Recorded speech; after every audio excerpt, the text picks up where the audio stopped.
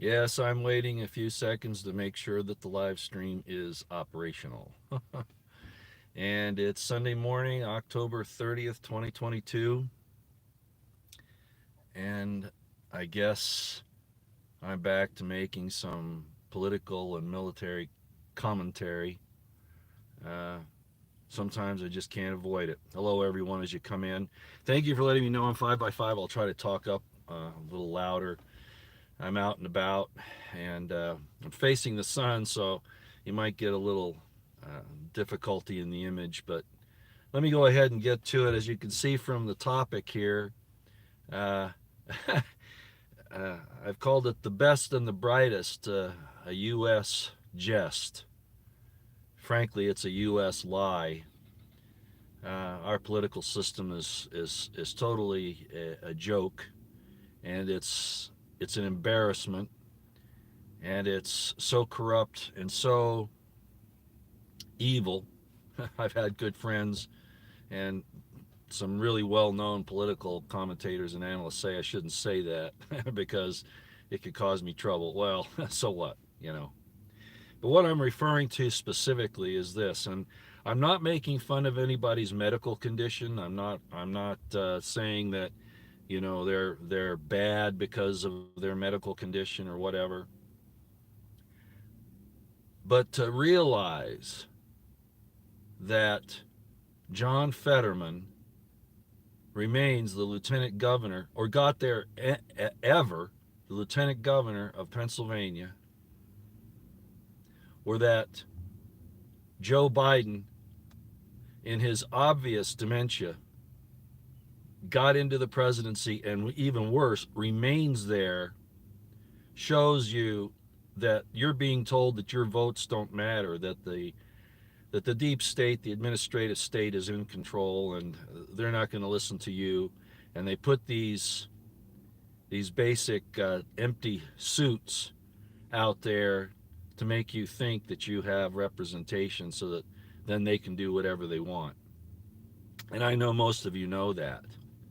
But part of the reason why I bring this up this morning is because I have a family member, an extended family member, who worked his entire career as an administrative manager in various federal government agencies, and he was in charge quite often of hiring personnel.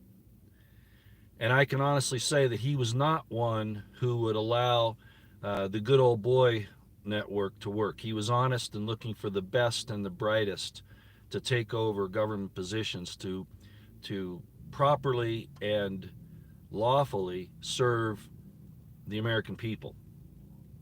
However, he did come to understand that his efforts were in the minority. And he and I have had some long conversations about how he used to make arguments about that's the responsibility of the government not to even use affirmative action or any of these programs that are supposedly designed to help out the less fortunate, which they really don't in the end, other than give your hard-earned money to people that can't perform the job. And I can talk about all the supposed social repressions that have occurred that might make that happen, but those shouldn't matter in the long run. Regardless, getting back to him, he said that without the best and the brightest in these positions, that there's going to be a lot of difficulties. And as we have seen, that is exactly the case. Ladies and gentlemen, it's not by accident that people like John Fetterman are there. Or we could look at, I'd even be willing to go to the governor of Idaho, for instance, or the governor of California, or the mayor of San Francisco, or the governor of Oregon, or any number of others. This is a phenomenon across the American, I don't want to say American because that's giving them too much credence, across the U.S. political spectrum, that shows that we're under a curse. We are definitely under a curse. We are getting the quote unquote leaders that we deserve because of our apathy, because of our misunderstanding, our willingness to trade our birthright for a dollar. As I've often said, I've talked about the story of Esau, how he traded his birthright for a bowl of porridge. and we have done the same thing. So as it came out here in the last few days, you know about the uh, Gonzalo Lira talked about it pretty well in the last few days, this morning actually, about the drone attacks by Ukraine on the Crimean Black Sea area, and discovered that the reason why the Ukrainians did that, under direction of the United States, no doubt, and Great Britain, was to make Russia look like, because they knew that would make them have to back off their protection of the grain ships, because they couldn't risk attacks on their military and civilian ships as a result of trying to grant free passage, protected passage, safe passage to the grain ships to take the grain south. So just like blowing up the Nord Stream pipeline to hurt U.S. allies, like I said, it's better to be Herod's pig than his son. If you don't know what I'm talking about, go back and look at that video. It's about 3 or 4 back. The United States, it's better to be its foe, its enemy, than its friend, because if you're its friend, it's going to stab you in the back at some point in time. The Nord Stream pipeline was an example, and I could give a whole lot of others. Well, now here we go with this thing with the grain too. Oh, it's Putin and it's Russia that's using food as a weapon. Really? Really? And yet the DC people are talking about the Green Deal? Yeah, right. Who's using food as a weapon, really? I heard Sunak and the new PM, supposedly, who frankly didn't take power in the standard way, talk about that, he's going to really push for zero carbonization. Well, what that means is that they're killing you in the end, and you all know that. They're killing you. So here we go again. The best and the brightest are, really?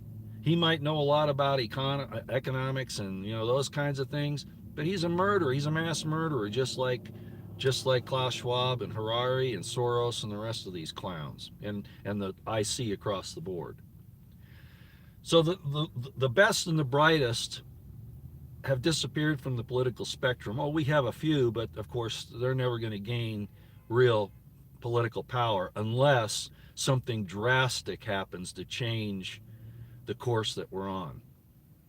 And I've long said, not that I desire it, but it's just a cause and effect thing. If you believe in God, it's God sending the foreign armies to destroy a wicked, evil, corrupt nation, usually led by evil, criminal, corrupt leaders. The United States is going to lose. I don't care how good the administrative state is. Either they're making some real major mistakes now because of their hubris, or their intention is to have the U.S. destroyed. Either way, it's coming. So I hope you're prepping, praying, and staying out of the way. I went out yesterday. I spent the whole day in one of my favorite pubs. And I did it for a number of reasons. There have been a lot of difficulties in the family and friends, some tragedies. I had to reflect a little bit. And you say, well, why would you go to a pub for that? Well, I could explain that, but I'm not gonna try to do that. I'll just say that I went there. I didn't go to watch games or anything. I went there to do a little work on my phone and talk to some people. I have some friends there. And it was later in the evening. I got there about 1 p.m., I suppose it was, something like that, a little afternoon. And it was probably about 6 p.m. or maybe a little later. And I heard this guy walk up to me and he says, are you Roy Potter? And I went, oh boy, you know what? Usually when this happens out in public, the first thing I start looking for is a door to get through and a weapon to use, But I stayed calm and I said, yeah, I am. And he says, man, I couldn't believe it. I came in, I sat down over there, and he pointed to where he had been sitting. And he says, I looked over and saw you. And I said, is that really Potter? So he apparently has been a viewer of my YouTube channel for some time. And this happens occasionally. But it was really nice. I figured it was maybe one of the reasons why I felt like I had to go to the pub yesterday. And we had a good 3 or 4 hour long visit. It was just really neat. And I don't know how many followers I have in Utah, Idaho, close by, within 50 to 100 miles. I don't know how many I have. I could probably get the stats, I suppose, but I wouldn't mind holding a get together and meeting a lot of the people around here, some in some neutral place, either, if Mormons don't like pubs, and they usually don't, maybe we could figure out something else. But um, that would really be kind of nice, because this guy says that, he found me, I don't know, some time ago, and has been watching me for quite a while. So again, as I said, I keep wanting to pull away from this because I don't really think that I'm really making that much of an impact. And then something like that happens. And I told you the other day about the lady who apparently talked to a friend of mine and said that, I needed to continue this. And then the other lady that said, who didn't really know me, came up to me and said, Roy, this I know about you. You're to teach, not to be taught. Those kinds of things. And again, that's not bragging on my part. It's just these things that keep pushing me back in to talking like this. And so, another reason why I decided to come on this morning. Okay. So, the other thing that I wanted to mention real quick on the political military side of things is that Russia is getting ready to do what I said they were going to do. Um, Putin and the Russian government did not want to go into Ukraine lock, stock, and barrel, for a lot of reasons that myself and others have explained from the very beginning. Colonel McGregor, for instance, explained this, that those are their people. That's really their world there. They didn't want to destroy things. They don't want to attack civilian infrastructure, but Ukraine and the United States coalition has now left them with no other choice. 101st Airborne is apparently going to take over part of Transnistria. We thought, and Gonzalo Lira has explained that, as well as Jeremy Sachs, I think is his name, and some others. Um, they have no business being there at all. And as I've said, if they push this much further, uh, Russia's going to kick our ass, and our only response is going to be more escalation, and that's not good. But that shows you the hubris and the corruption and criminality of these people that are trying to hold on to hegemonic power around the world, that are located in D.C., New York, Brussels, and London. Evil, evil people at this point, who won't do things. And Putin, let me bring this up. Putin gave a speech, and I mentioned it just shortly, not long ago. It was a couple of days ago he gave it. And he talked about how the West, he says, I don't care if they want to believe in these crazy social programs they have and these things that defy honest truth, this absolute truth. For instance, as Tulsi Gabbard's talking now, that the idea of men and women is an absolute truth.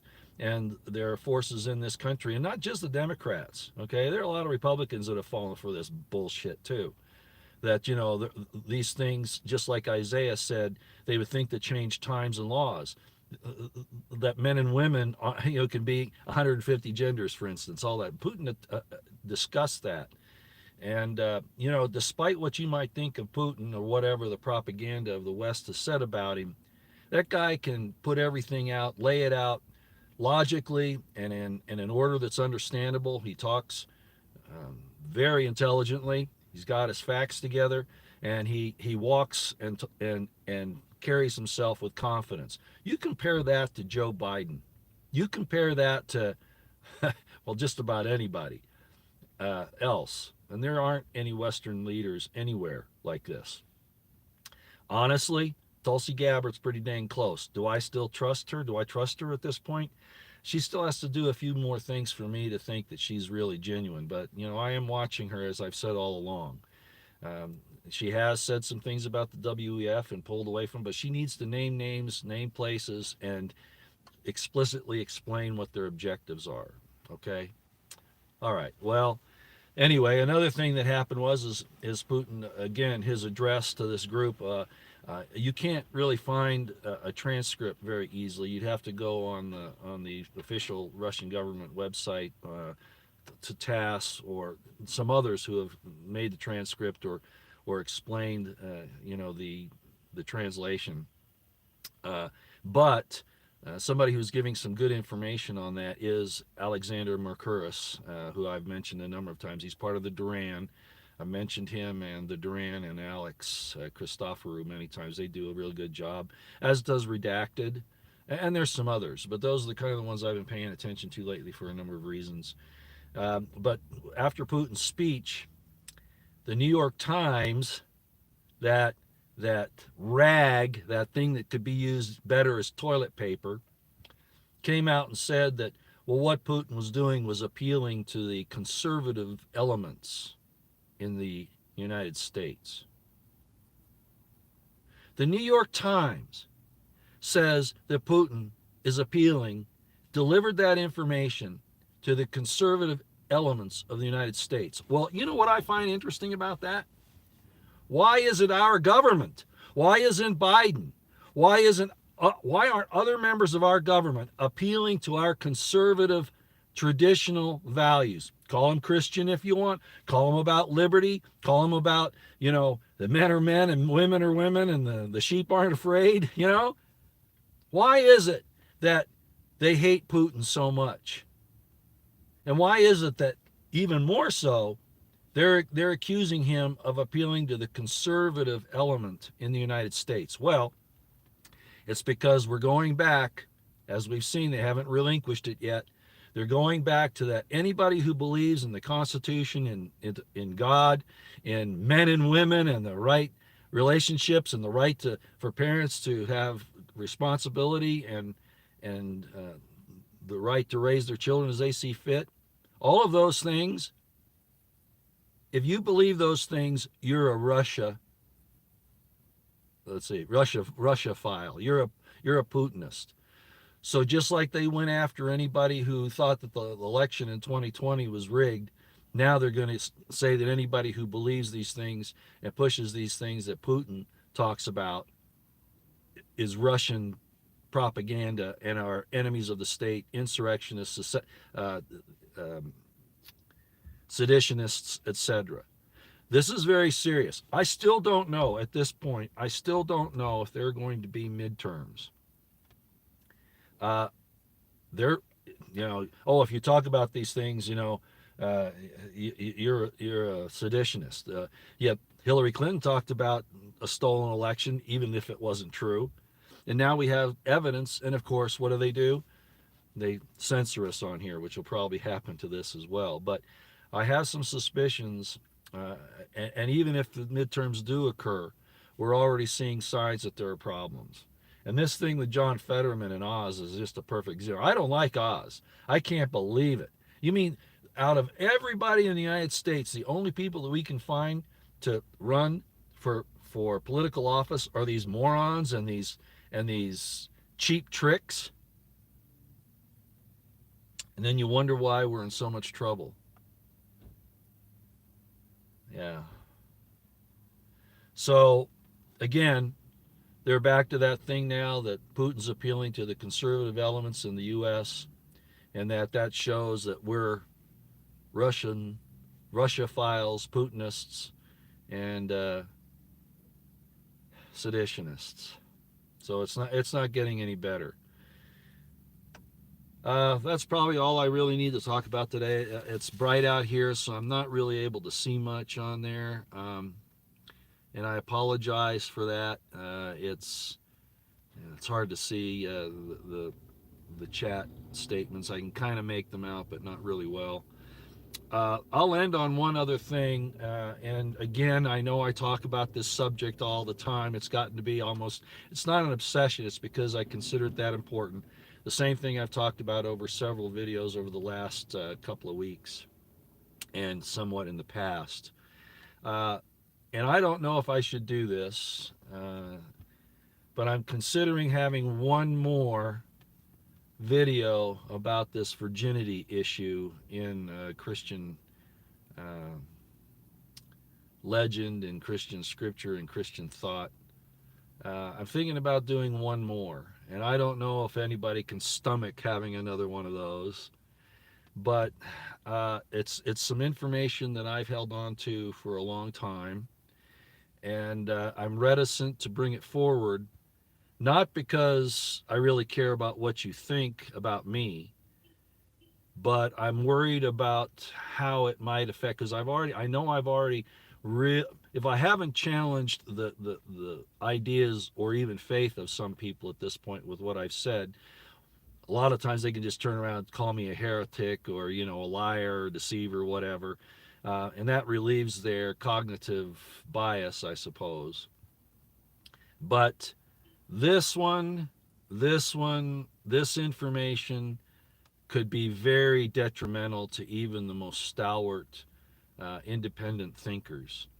And so I've been holding off for a long time. I've alluded to it a couple of times, but I've never actually gone there and spelled it out. And you're all saying, "Well, just spit it out. Just spit it. Just tell us what it is." Well, again, I'm wondering how to do it. Should I do it in a YouTube that, uh, maybe I should just put up a warning if you don't want to talk about the lie of Mary's virginity, don't listen to this video? Is that how I should do it? Or should I, make it a private video and just put it on, like, say, Twitter, and people that want it can go get the link from there? I'm just not sure how to handle it at this point. But this is pretty devastating information, and let me give you a little inside look at it, and then you can kind of help me understand this, okay? And I won't be able to cover it here. Maybe I'll come on and do a Q&A sometime in the next couple of days on this issue again. But just to give you an idea, uh, why is it in the Quran that they admit that Mary was a virgin, in the sense of Christian virginity, that she didn't have sex to have Jesus, that it was some miracle of God? Why did the Quran bring that out? If you really understand why that happened, you'll understand how phony the whole story is. Okay? Another thing that sheds a lot of light on it is the entry in Josephus concerning Jesus being the Christ. It's only a paragraph. It's where it's located in Josephus that is the evidence of what I could talk about. And again, I've alluded to it before, and a lot of people might even say after I give this information out, well, that's just your opinion. Yeah, it's my opinion, but it's an educated, very, very detailed, based on the obvious and in absolute truth. Not some fairy tale, not some made up miracle working wonder tales, but taking it from a real, objective, natural point of view, which is the way everything else has worked in the entire world.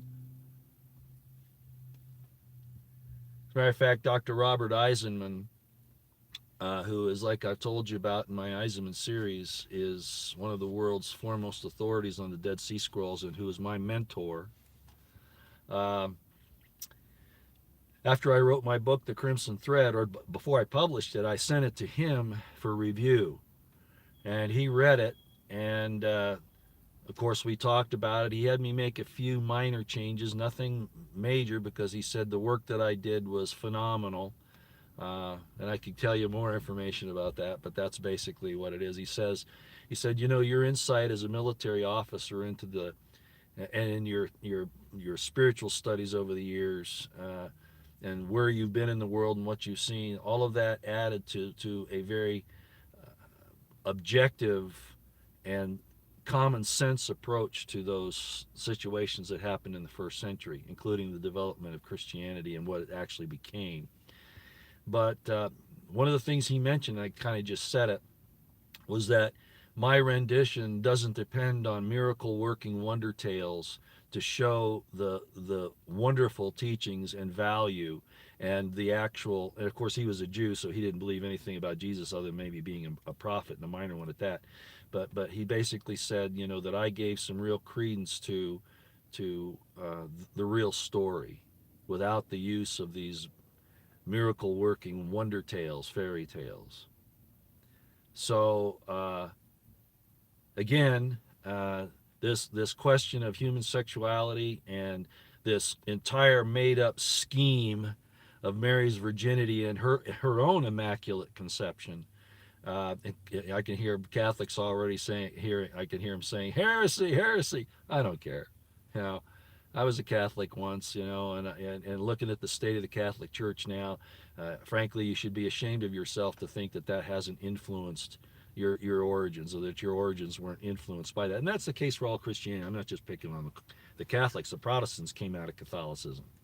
All right. So if you want me to talk about this final situation that really kind of nails down what happened on the story of Mary's virginity and who Gabriel really was at the time, because an angel in Hebrew doesn't mean some ethereal being. It just means messenger. That's all it means. Malach. A guy on the front lines of a battle between, say, an Israelite army and the Philistines. The runners that would take the messages between the different commanders were called malachs, messengers. That's all there is to it. It's not some ethereal weird thing. Okay? Now, I'm not saying there aren't real spiritual type beings. I'm not saying that. But in this particular situation with Mary, no such thing occurred. It was a physical human messenger. That's all I'll give you today. We'll have a Q&A sometime in the next few days, and I won't cover that information there probably, but I'll look at what, since I can't see it here. Gabriel's an archangel, come and Roy. So well, I'm not saying there aren't archangels, but there are people. It's like Matthew, the guy who wrote Matthew, wasn't Matthew himself. And it was very common in those days for people to take on names of well-known individuals. As a matter of fact, I can't go much further than that, but it has to do with the temple. It has to do with the ordinances and the rituals in the temple and what would happen there. And as I've told you before, and unfortunately bad men assume things under this, but it's God's real name. I will be whom I will be. In other words, he will write his name in a certain individual, and then that individual becomes his representative, okay? But evil people know that, and they've used it for nefarious purposes. And unfortunately, this thing about Mary is one of them. So I'll have this Q&A in the next few days, and I'll see from the commentary that I get on that whether I'm going to talk about this more very serious circumstance and why. The fact of the matter is Josephus probably did write the Testimonium Flavianum, why he did it and why he put it in the context of what he did, because he was a priest. Josephus was a Jewish priest. He would have known all the secrets. All right. We'll also tie it into Philo of Egypt, and we'll tie it into Mary's genealogy. She was from the tribe of Levi, the priestly line, and spent some time in the temple all by herself. Ooh. So I'll leave it at that for now. But again, I don't feel comfortable entirely with continuing on this issue. But by the same token, ladies and gentlemen, men and women, what we were created to be is under attack like it's never been before. We really need to take a step back and admit that maybe we've been fooled for 2,000 years. Especially those who want to believe this nonsense about human sexuality being the sin in the Garden of Eden. Talk to y'all later.